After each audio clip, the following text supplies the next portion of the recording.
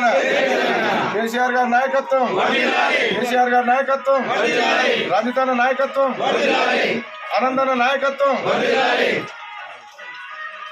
ఈరోజు నిన్న వికారాబాద్లో జరిగిన సభలో గౌరవ ముఖ్యమంత్రి గారు దళితులకు ప్రతి ఒక్కరిని లక్షాధికారి చేయాలనే ఉద్దేశంతో ఇంతకుముందు మండలానికి 10-20 ఇచ్చి మండలానికి 30-40 లాస్ట్ ఒక 1100 దానికి ఇచ్చిండే.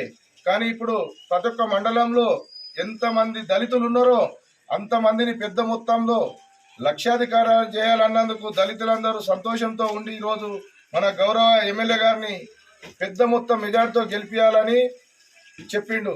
కాబట్టి దళితులు ప్రతి ఒక్కరు ఆనందన్న గారికి ఎంతో మంది వస్తారు చెప్తారు, కానీ ఆనందన్న గారికి కారు గుర్తు కొట్టేసి పెద్ద భారీ మేరతో గెలిపించాలని కోరుకుంటాను. జై తెలంగాణ.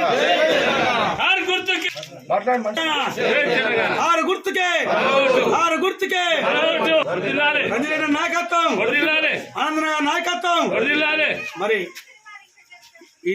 ఈనాడు మరి నేటి సభలో మరి నిన్న జరిగిన సభలో మరి ముఖ్యమంత్రి గారు మన కేసీఆర్ ఈ వికారాబాద్ ప్రాంతం మరి వెనుకబడ ప్రాంతం ఉన్నది. ఇక్కడ చాలా పేద ప్రజలు ఉన్నారు.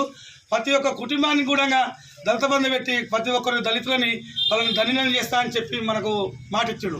ఈ సుదసర్పంగా మనము ప్రతి ఒక్కరం కూడా కార్యకర్తలు కష్టపడి మరి మన ఎంపీ గారి ఆధ్వర్యంలో మరి రంజిత్ రెడ్డి ఆధ్వర్యంలో మరి మన ఎమ్మెల్యే గారి ఆధ్వర్యంలో మరి కంపల్సరీ కారు గుర్తు మన అధిక మెజార్టీతోని మరి ఫస్ట్ సారి కానీ కాకుండా ఇప్పుడు మరి 4,000, 5,000, 7,000 ఓట్లు మెజార్టీతోని కంపల్సరీ గెలిపిస్తామని ఈ బండారం తరఫున చెప్తున్నాం.